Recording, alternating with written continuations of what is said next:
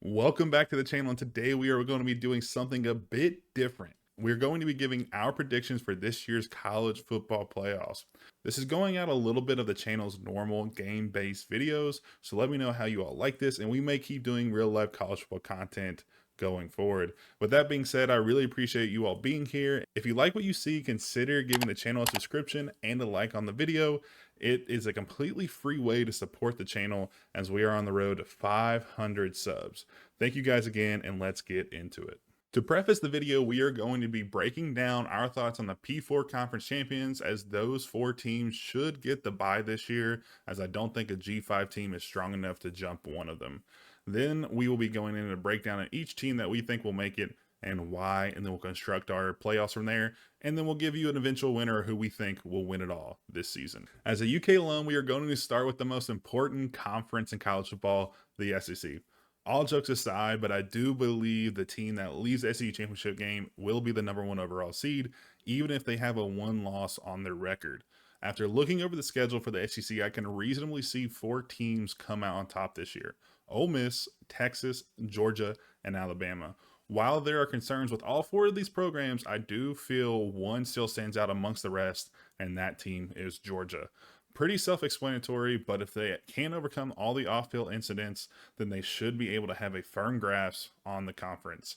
They do have one of the hardest schedules in the conference, but so does everyone else these years now, and I feel like Georgia can weather the storm a little bit better than most. And to meet them, I have Texas. I debated on Ole Miss here, but I feel as though Texas will be able to sneak it out a little bit better than Ole Miss will. With Michigan very early on in the season, we will get a good measure of where they are, and I think even if they lose this game, they will have time to rework things and correct it to make it to the championship game. With these two in mind, I think Georgia wins the rematch regardless if Texas beats UGA at home in October. I think they find a way to win here. After losing this past season, I think the team and Kirby will do whatever it takes to win this one. Coming in at our projected 2 seeds will be the winner of the Big Ten. The most obvious team to make this is going to be Ohio State. Ohio State is a leg above most of the Big Ten, and the only other team I believe that has a chance to win against them will be Oregon. Since the game will be OSU's first trip west, I think Oregon will probably sneak it out at home and win the regular season matchup. So in the rematch, I do believe Ohio State gets a revenge to win that #2 spot after they win the Big Ten Conference Championship game. So after one loss, I have OSU at the #2 spot. Similar to the SEC, I feel as though there are four teams that could realistically compete for an ACC title game. Those teams being FSU, Clemson, Miami, and NC State. Virginia Tech could possibly be in this group, but at this time, I would have them a tier below than the rest.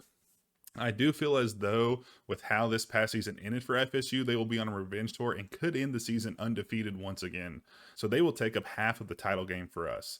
The other three are a toss-up, but at this point, I feel like Miami may have a leg up here and would take that 2 spot in this game. With this being a rematch and a battle of two transfer quarterbacks, it would be a great game. After this, I see FSU taking the title and claiming that 3rd spot in the playoffs. Coming in for our last first round bye, I would have the Big 12 champ. The Big 12 is really a toss-up this year with 6 teams at or better than 10-1 odds to win it. So with that in mind, I do think both teams come from this group.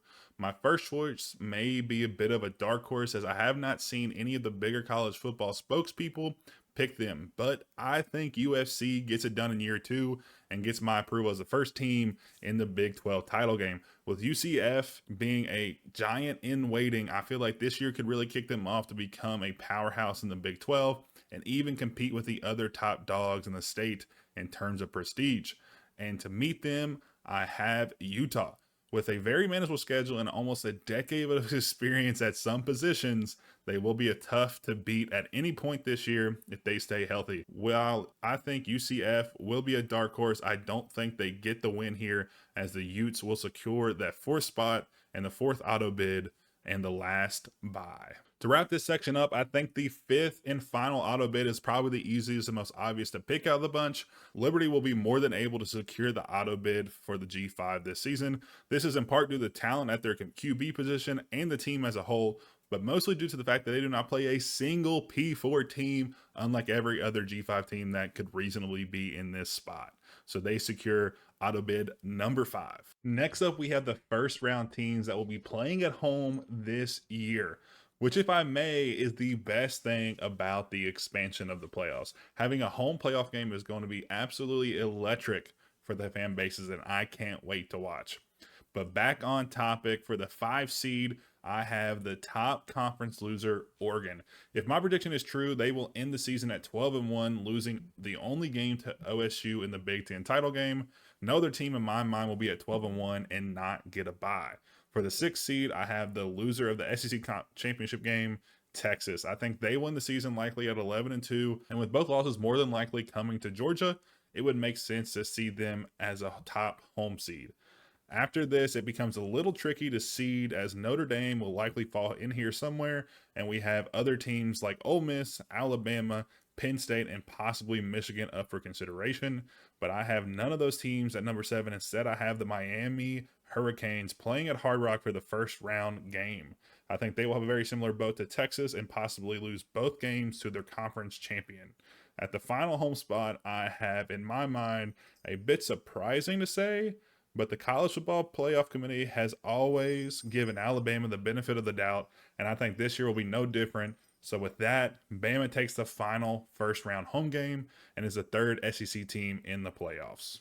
With this season being the very first year of the 12-team postseason and the significant realignment that just happened, we are in some uncharted territory. With that being said, I think the 9th spot has no conference allegiance, and that's Notre Dame. Notre Dame has a few big games this season. The first one at A&M in week 1, and then to close the season, they have FSU and USC. If they can win at least one of these games and control the rest of their manageable schedule, then they are a shoe-in at 10-2 for the 9th spot. Coming in at 10 spot, I have Ole Miss. With an effort to avoid having too many conference rematches in the very first 2 rounds, they fall to the 10 seed instead of the 9 seed. I think they win the season at 10-2 and safely be in the playoffs. With only one at-large bid in play, this may have been the hardest pick to make. At number 11, I am taking Penn State.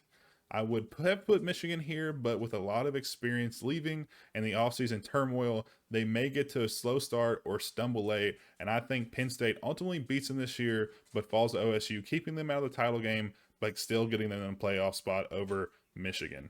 With the bracket finally filled out, let's go over it. There are 4 SEC teams, 3 Big Ten teams, 2 ACC teams, and 1 Big 12 team, as well as the Group 5 auto bid. I think this is the most balanced it can be in terms of conference representation. I don't think we will get something like 3 teams from 3 conferences. So here are my first round predictions. Starting off with the rematch, Oregon versus Liberty. I once again have Oregon dominating Liberty in this one. Texas sneaks it out over Penn State. Ole Miss goes to Miami and wins in convincing fashion, and Notre Dame finds a way to beat Bama on the road in Tuscaloosa. With another rematch from the Pac-12 in the round 2, RIP to the Pac-12, I will take Oregon over Utah. Or Texas over FSU in a close one in round 2. Ohio State dominates Ole Miss, and Georgia beats the crap out of Notre Dame to close out round number 2. Coming into the semifinals, I have Oregon losing a close one after playing 2 games beforehand, and Texas can't match the talent of OSU. In the final, this could be a game of the decade, as OSU has tons of talent everywhere, but lacks a ton of playoff experience. And on the other side of the field, you have Georgia, who is just as talented, but has slightly more experience. As much as it pains me to say this, I think the SEC team loses, and Ohio State Buckeyes take home this year's championship. While offense is a big question, defense is no question for OSU, as they have one of the best, if not the best in the country, and they find a way to get it done and bring home the title. Before you go, if you wouldn't mind dropping a like and a sub on your way out if you liked today's video, it is a completely free way to support the channel. If you like what you saw, let me know in the comments. This is a completely new style of content I'm covering, so any constructive criticism would be very, very appreciated. I really appreciate you all being here to watch this, and I hope you enjoyed, and I hope I'll catch you in the next one.